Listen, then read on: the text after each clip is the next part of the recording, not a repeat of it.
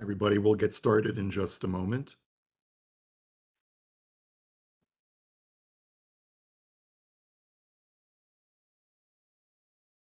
Okay, hi, this is Danielle Karapkin speaking to you from Thornhill, Ontario at the Bayit for webyeshiva.org. We are studying together Maimonides' Guide for the Perplexed, the Moreh Nevukhim. We are approaching the end of the Sefer. We're in the third section, third out of three sections of the Moreh Nevukhim. We're about to start chapter 49 today.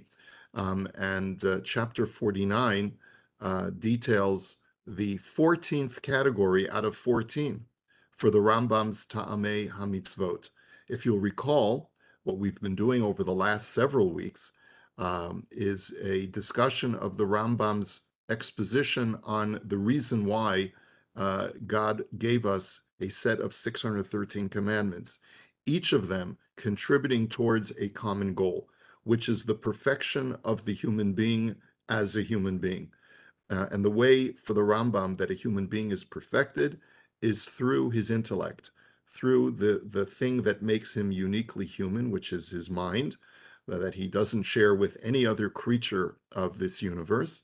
Um, Man has the ability to intellectually apprehend and understand God and his universe in a way that is incomprehensible to any other of God's creations. And the mitzvot are geared towards allowing man to achieve that goal. And that's a very unusual approach to Ta'amei HaMitzvot, but it is the Rambam's way in Moreh Nevukhim. We've spent a lot of time discussing this concept. The Rambam said way back in chapter 35 of this section that he can divide, just like the Mishnah Torah is divided into 14 volumes of halachic codification of practical law, you can divide the 613 mitzvot into 14 categories as well. Those categories are very different from the categories that are contained in the Yad HaChazaka in the Mishnah Torah, but they are 14 nonetheless. Today, we are getting to the 14th of the 14, the very last of the categories, and I'm going to share my screen with you at this point so that we can follow along in the outline. I do want to remind you that this outline is downloadable for everybody.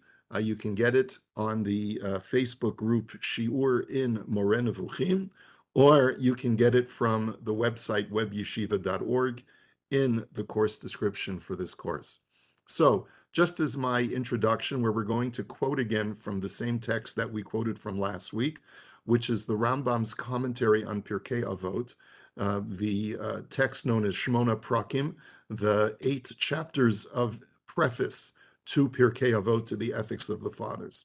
We now come to the Rambam's explanation of the 14th and final category of mitzvot, dealing with restrictions and prohibitions regarding sexual activity.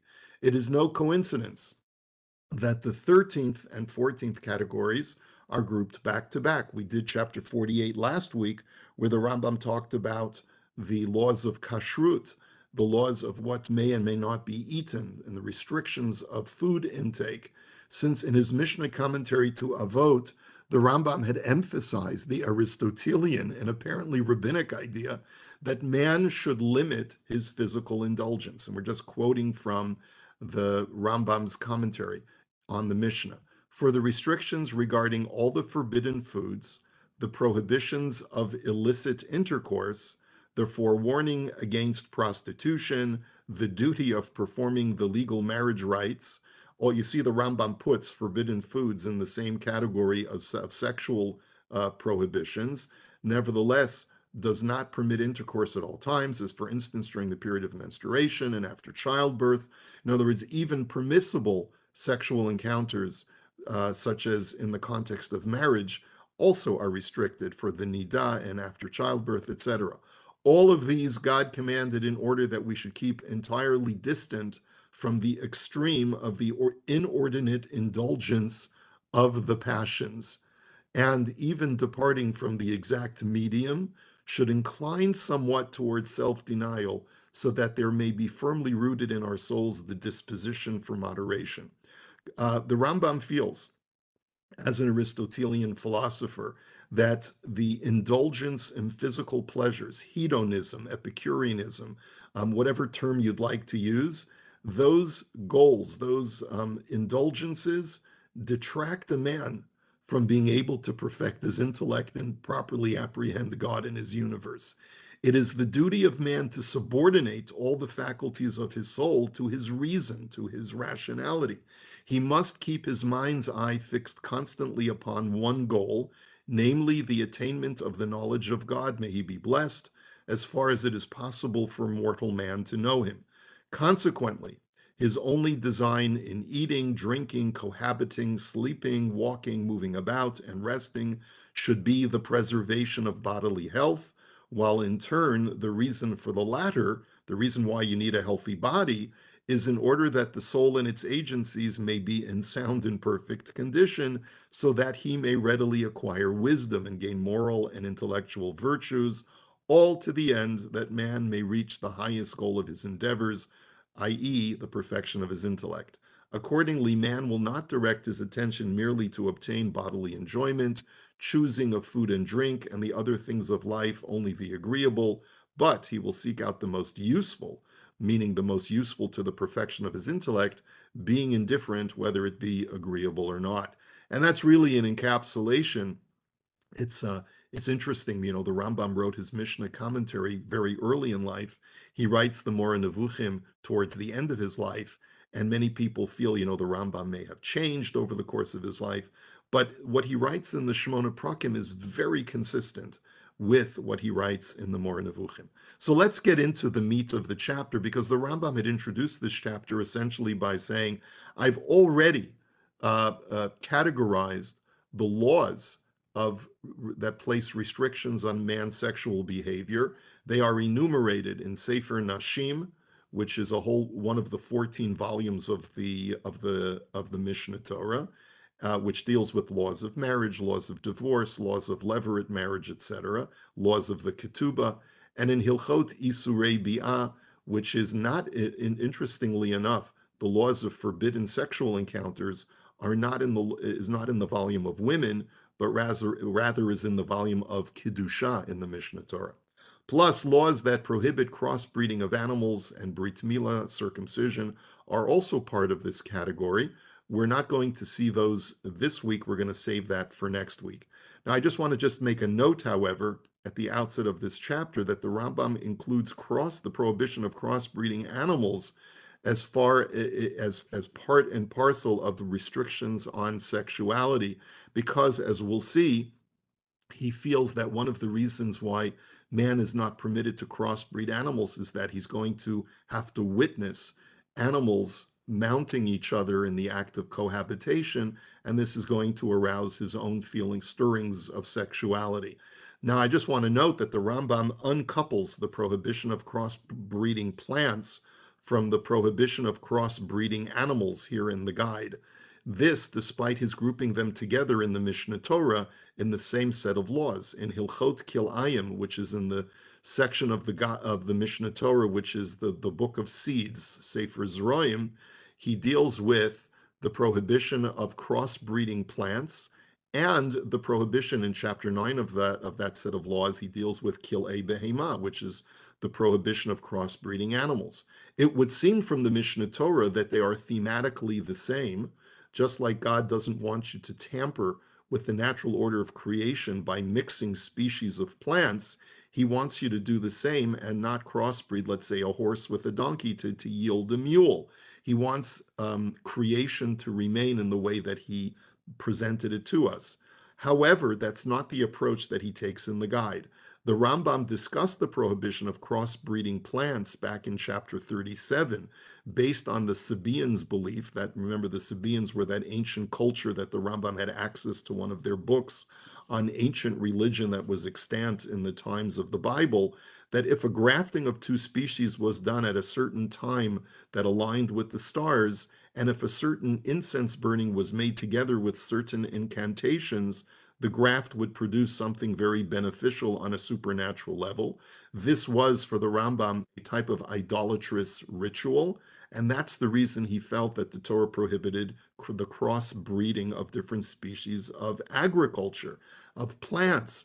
However, in our chapter, he completely separates the prohibition of crossbreeding of animals from the prohibition of crossbreeding of plants.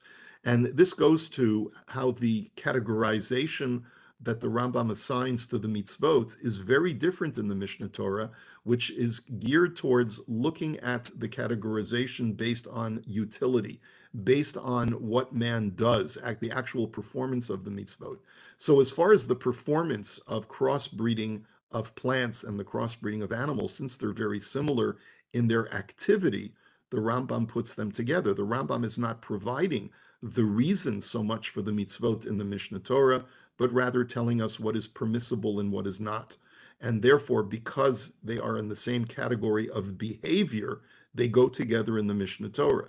Here in the Moreh, where he's discussing the reasons behind the mitzvot, you may have two actions which seem at face value to be very similar in their prohibition or their prescription, and yet they may have two very different reasons, one having to do with not imitating pagan rituals, and the other one not indulging in one's sexual thoughts or behaviors.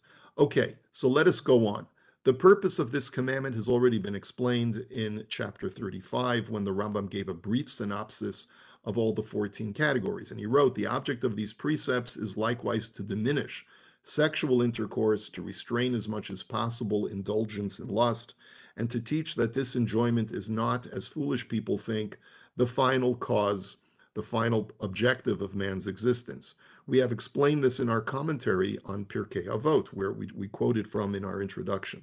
The laws about circumcision belong to this class, and the Rambam now says, I will now explain the particulars.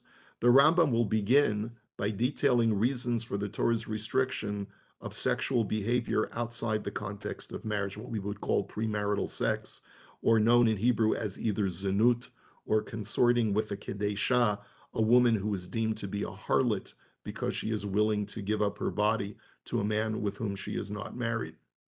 Now, the Rambam is going to provide us now with three reasons why the Torah specifically wants human beings to engage in sexual activity, specifically within the context of a marriage and not outside that context.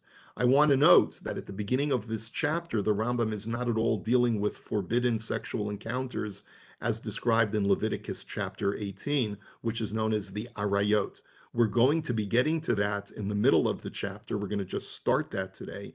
But the main thing that we're going to be discussing today is that essentially the Rambam's belief is that God wants the human being, and more so the male than the female, to limit their sexual encounters, to remove their focus from those things, and to desire sexuality less in life than a man would if he were left to his own design. And again, the reason being is that when a person is obsessed or thinking constantly about sexual matters, it's very difficult for him to be able to focus on the project of the perfection of his intellect, understanding God and his universe. So reason number one why God wanted there to be an institution of marriage in the first place is because of the importance of family, which is a fascinating reason. This reason has nothing to do with restricting sexual behavior, but rather is concerned with the establishment of family connections, which will only help man in the long run throughout his life. Friendships and close relationships are, according to Aristotle, vital for a person's well-being. When a person is healthy and happy, when life is going well, he shares that well-being with his loved ones, and he has someone that he can talk to, someone that he can share his wealth with, and that brings a person added happiness. In times of adversity, where a person is facing, let's say, financial challenges or health challenges, he has people upon whom he can rely. When he reaches old age and infirmity, these people can help him even further. Children and other relatives provide this benefit in the best way, more so than people who are merely friends but not members of the family. True fraternal dedication is found among those who share common ancestry. This loyalty and love is prevalent, especially when people, that's a typo, especially when people are of the same tribe. This creation of unity among kin is one of the most important goals of the Torah. And perhaps the Rambam is referring to all the commandments dealing with the requirements, because he says, since this is one of the most important goals of the Torah, what does he mean? Where does the Torah say that having family connections is important? I believe what the Rambam is referring to is that the entire Torah is set up to describe the Jewish community as a fraternal order of people who take care of each other. So, for example, all of the mitzvot that address chesed, address doing good for others who are less fortunate, could only be given to a people who share some commonality of family connection. We, as the Jewish people, consider ourselves mishpacha, and as such, we take care of each other in a way that the rest of humanity does not view an obligation to care for other strangers. And like, for example, v'ahavta l'reacha kamocha, love your fellow as yourself. Make sure that you tithe your agriculture properly and give charity to the poor. Make sure you take care of the orphan and the widow, etc., etc. All of this is designed because the Torah views the Jewish people as kin, and it's necessary to set up these kinships in order for people to have healthier and more virtuous and beneficial lives. The Torah therefore prohibits harlotry, i.e., random sexual behavior, outside the context of marriage. This is because if people were allowed to randomly have sex with any person that they wanted to, families would not be properly structured and relatives would not know each other. And thus, the benefits of having family members is lost. It's one of the greatest tragedies within a society that allows rampant premarital sexual behavior that many times children grow up not knowing who their father is. And that is a tremendous disadvantage because knowing that you have a father means that the father benefits from having a son that through to whom he can grant a legacy, an education, and a connection. And in turn, the child benefits in having a father that he can take care of and that he can grow from. So again, there's a lot to discuss about this, but the Rambam's first reason for why the Torah wants there to be marriage is to be able to establish families. Families are important. Families take care of each other. This only fosters the well-being of every single individual within a society where families are set up. I think that this is so important, and it would be so beneficial for some of our politicians who are trying to do social engineering to read just this one paragraph in chapter 49 in the Moreh. Reason number two is the thing that the Rambam had started this chapter with, which is by not by restricting sexual activity to only within the context of marriage, this reduces man's sexual appetite. If man were allowed to consort with multiple partners, his lust for sex would only increase because he would want to experience new partners, new experiences, women of different shapes and sizes and colors, and he would only, this would cause him to want to pursue new conquests, shall we say. By limiting his partners to only one partner, this curtails his lust for sex. The Rambam is openly admitting that monogamy makes sex less physically exciting. Because what the Rambam is doing is he's suggesting that man will become more subdued in his sexual desire when he knows that he only has one partner that he can have an outlet for sexual activity with. Notice it's very interesting. He doesn't say that the quality of sexual activity is raised because intimacy, physical intimacy, is being shared with someone that you have a deep emotional relationship with. He doesn't get into that, into the psychology of marriage that so many people in the modern world deal with. He basically says that if we were to allow you to pursue sex outside of the context of marriage, you would only want it more and more. It would only become more and more desirable, and it would become an obsession in your life to try and experience all different kinds of sexual encounters. Okay, reason number three. The prevention of violence and strife among men is accomplished when we restrict harlotry, when we restrict premarital encounters that are, let's say, not restrained at all. Because if men knew that they could pursue any woman on the market, this would result in a lot of strife among men who would be vying for the same, let's say, beautiful and very desirable woman. And people would kill each other to the point where, people would commit murder because they want the same woman. And that's another reason why God says in marriage there's monogamy. And that way, that, in a moral society, you cannot have more than one partner, and what belongs to one man does not belong to another man. If I could ask everyone to please mute themselves. Thank you. Okay, so those are the three reasons why the Torah prohibits harlotry and any sexual activity outside of marriage. Number one, to maintain healthy family connections and relationships. Number two, to reduce man's sexual appetite. And number three, to reduce strife within society over jealous men competing over the same woman. Now, next point. In order to obviate the above three reasons, the Torah only permits sex in the context of marriage. It is necessary not only to limit oneself to one partner, but one must also publicly marry her. Because the next question that the Rambam is going to address is, okay, I understand the virtue of monogamy and why it makes sense, but why marriage? Why not just let people, as we say, shack up? It's because if man were permitted to merely shack up with a solitary woman, most men would choose a woman for a limited amount of time, but there would be no evidence that she was his wife and he was her husband. And that is why marriage must be performed publicly, so that there is a public record of the fact that two people are married. It's registered, so to speak, in the eyes of society, and that's what preserves the monogamous relationship. And this is described in the book of Ruth, that Boaz gathered together 10 men to witness the marriage. And that's how we know that a marriage must be done as a publicly registered act within society.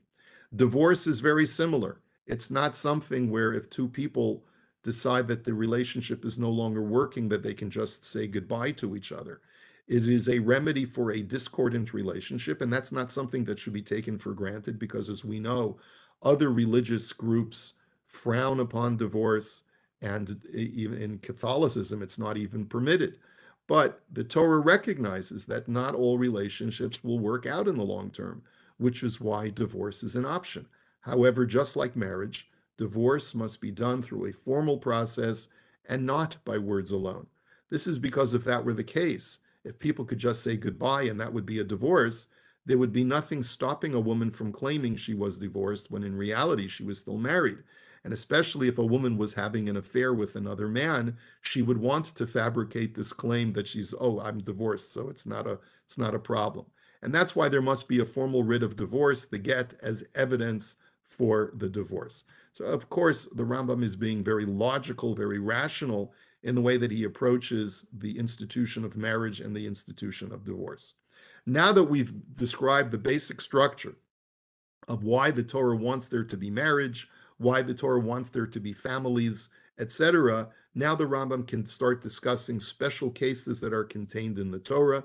The first one that he's going to discuss is the Sota, which is in Parshat Naso, Numbers chapter 5.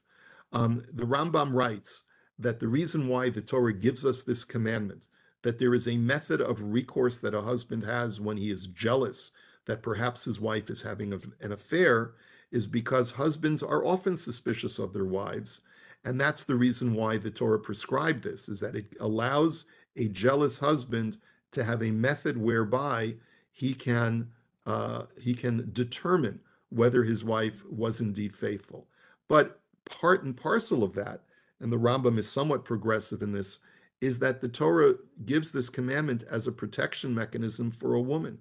Because when a woman sees how harshly she would be treated if she were to be suspect of committing adultery, she will be extra careful to never even allow herself to have that suspicion raised against her. In other words, If a woman is chaste and modest and doesn't fraternize with men that are not her husbands, she never has to worry about her husband being jealous of her, unless the guy's a psychopath, obviously. But we're talking about people who are mentally sound. This mitzvah incentivizes a woman to be chaste in her behavior to the greatest degree possible, knowing that if her husband becomes suspicious, she will have to face this dreadful spectacle. Even if she's innocent, most people would pay anything and even give their lives to avoid this procedure, which involves much humiliation, both to the woman and to her husband, such as uncovering her hair, tearing her clothing so her bosom is exposed, and making her go around the temple courtyard in public in the presence of the Sanhedrin. Because of the fear of this procedure, so many households have been saved from destruction, explains the Rambam. Now, the Rambam is writing this at a time where the Sota procedure was no longer extant, because it's only done when there's a temple. And yet, what the Rambam is basically saying is, when a person reads about this idea in the Torah, and it sort of forewarns couples that jealousy is a real thing, and that this is not something that you would want to even imagine as being something that would be exposed to the public square in your little Jewish community, that a man suspects his wife of being unfaithful. This will remind the woman not to do anything that would evoke or provoke a husband's jealousy. The Rambam then talks about the seducer and the rapist, both of which are addressed by the Torah. The case of the seducer is a man who goes over to an unmarried girl and basically sweet talks her to having intimacy with him. And there the Torah places a penalty on the man and says that if the girl is willing, he must marry her.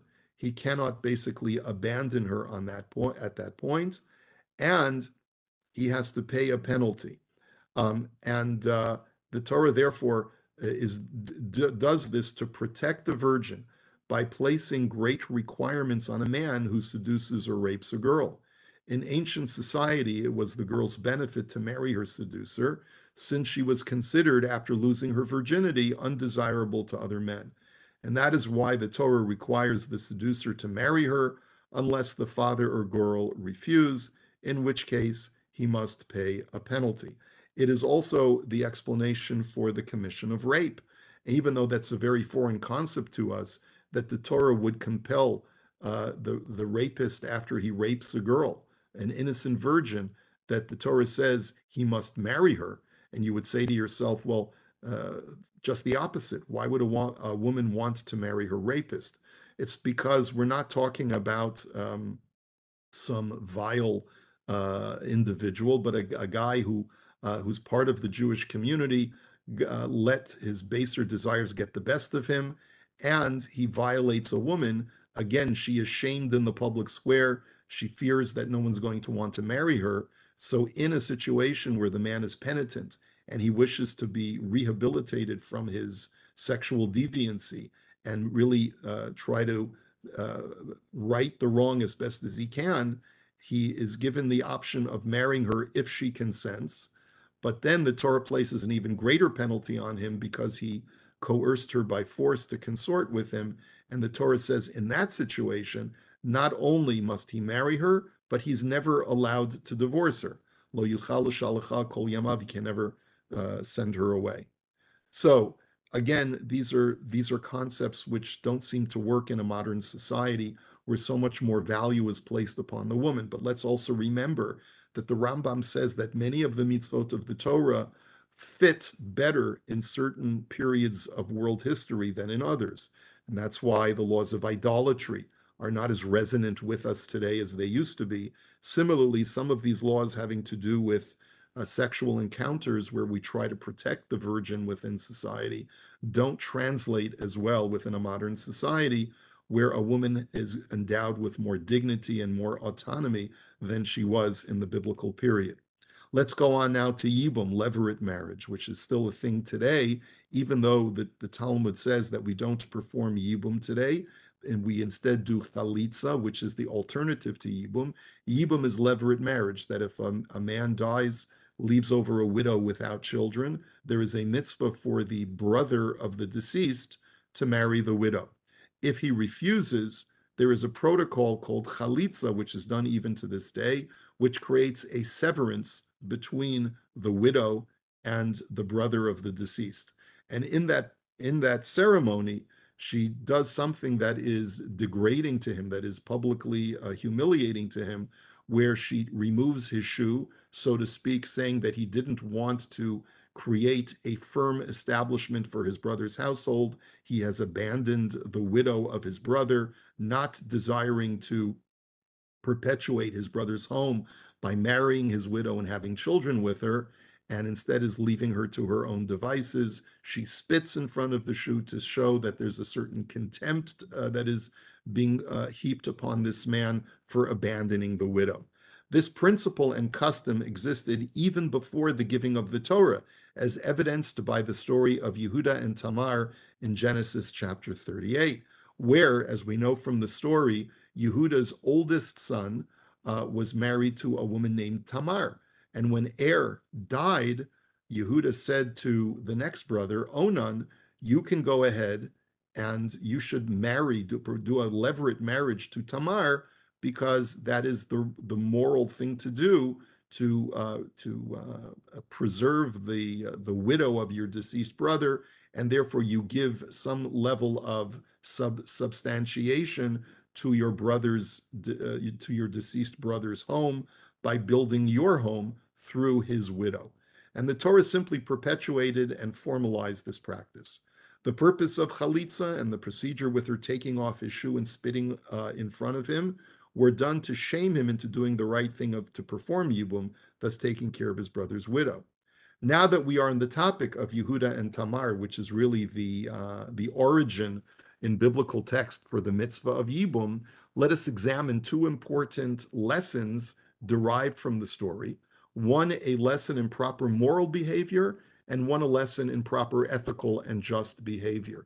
And here the Rambam is taking a bit of an interlude from the chapter, where he's basically saying, I'm going to take a bit of an interlude in going through each one of the mitzvot that are related to restricting sexuality, and I want to demonstrate to you how some of the laws that restrict sexuality not only were legislated for restricting man's sexual behavior, but also had in mind doing the right thing from a jurisprudence point of view, from treating people correctly.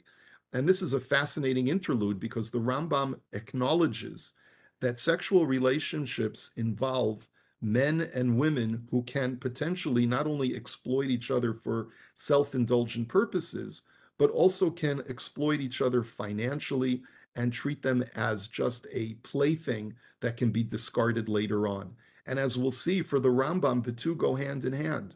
There is a virtue in restricting one's lusts, and there's also a virtue in treating people with derech eretz, with proper respect and dignity, which translates sometimes into financial realms as well. So let's take a look at this story about Yehuda and Tamar that the Rambam finds to be so important. He says there's both a moral lesson and a jurisprudent lesson as well. Number one, he says sexuality is not a topic for open discussion. That's one of the things we learn from the story of Yehuda and Tamar. Notice that when Tamar could not be found, Yehuda said, Tikach la pen yihiyeh lavuz. Yehuda basically said, now, just to recall the story for us very briefly, Yehuda does not realize that his former daughter-in-law, Tamar, after his first two sons die, and he is delaying allowing her to marry his third son out of the fear that maybe she will cause his third and final son to die, Yehuda basically says, let's wait a little while until my third son, Shelah, grows up, and then we'll talk about it.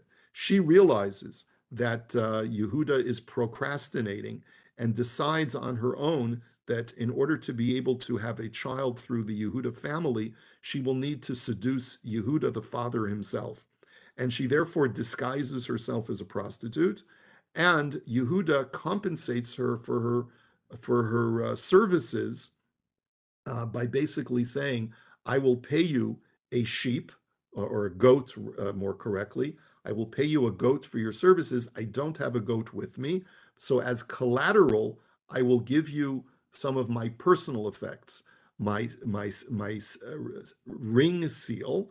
I will give you my walking stick. And those are things that you can hold on to. And when my messenger brings you the goat, you'll give him back my personal effects. They go to find the prostitute, but Tamar, of course, has removed her disguise. She is nowhere, the prostitute is nowhere to be found. And Yehuda basically says, we could put a wanted poster on in the public square to try and track this woman down, but that would be embarrassing. He says, and therefore let's just leave it alone. Okay? Before the giving of the Torah, the Rambam sets down, consorting with a harlot was completely permitted and did not connote anything shameful. And this is something that the Rambam says also at the very beginning of Hilchot Ishut, the laws of marriage. Kodem matan Torah, haya adam pogea isha bashuk. Before the giving of the Torah, if a man wanted to have a sexual encounter, he could go over to a woman, a complete stranger in the marketplace, imratzahu vihi lisa oto, and he basically say, would you like to come home with me? And if she was desirous of this as well, he would take her home and he would basically say, you're now my wife. Machnisa leveto ubo ala beino levein atzma v'tihi elo leisha.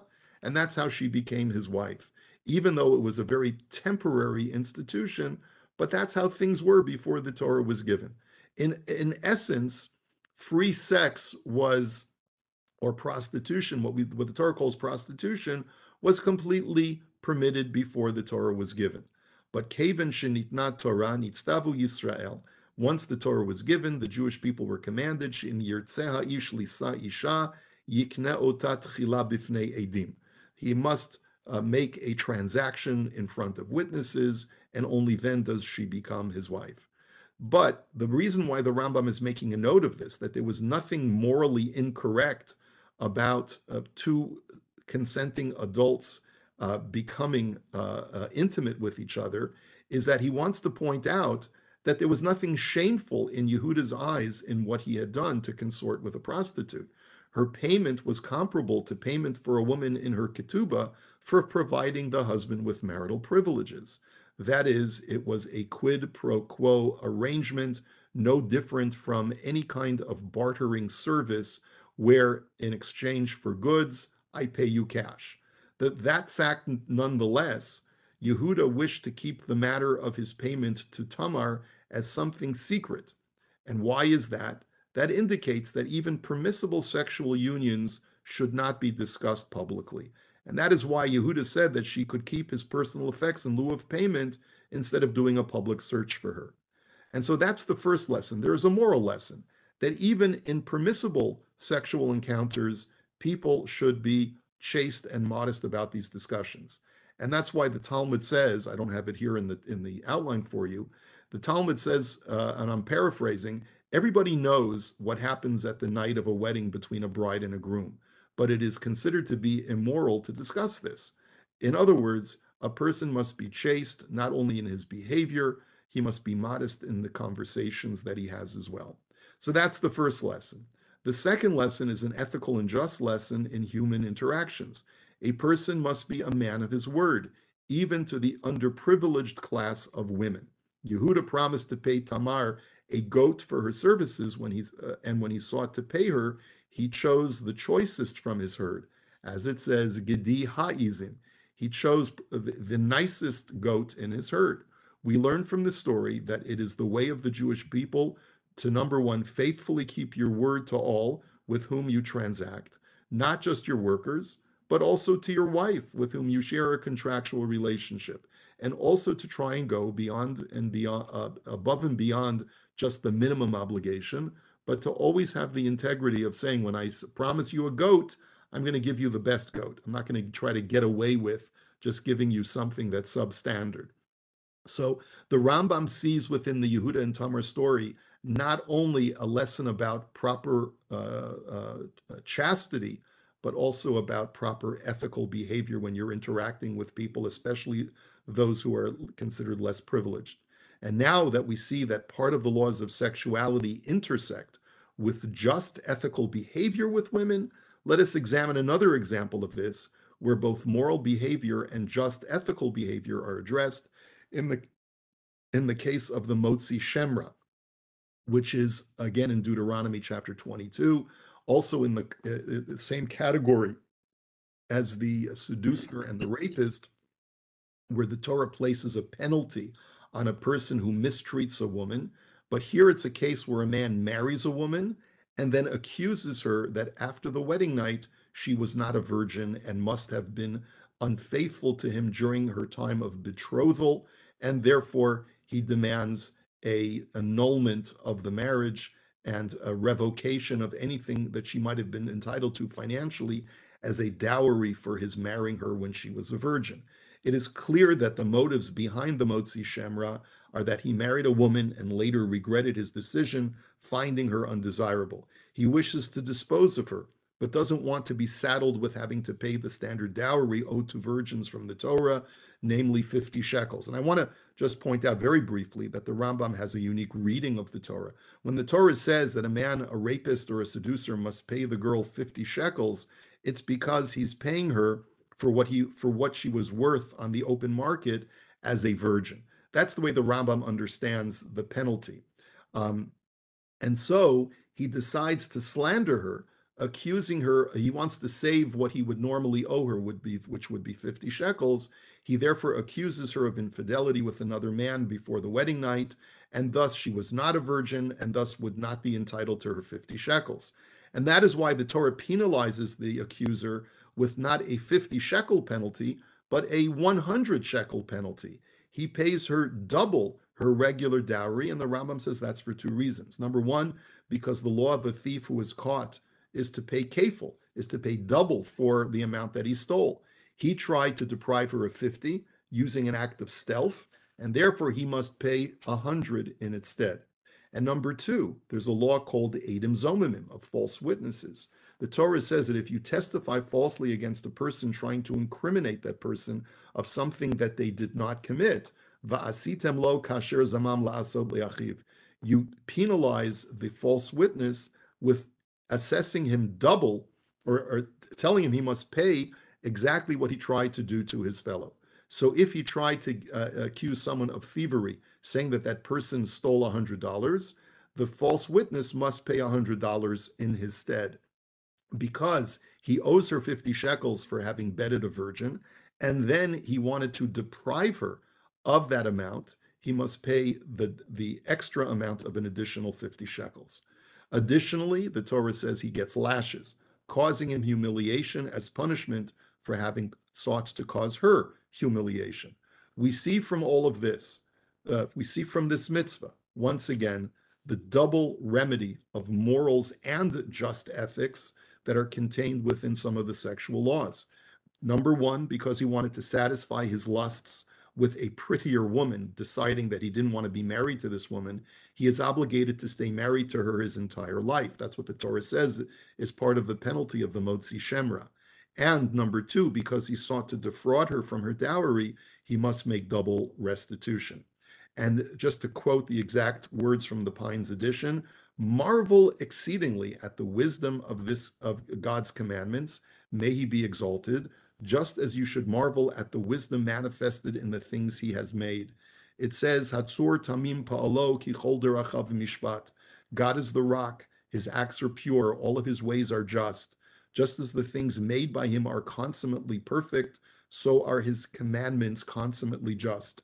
I want you to remember this paragraph for next week when we finish chapter 49, because we're going to discuss the mitzvah of Brit Milah, and because God's creation is perfect, it is not possible for the Rambam to suggest that circumcision is a rectification of some flaw in the male body.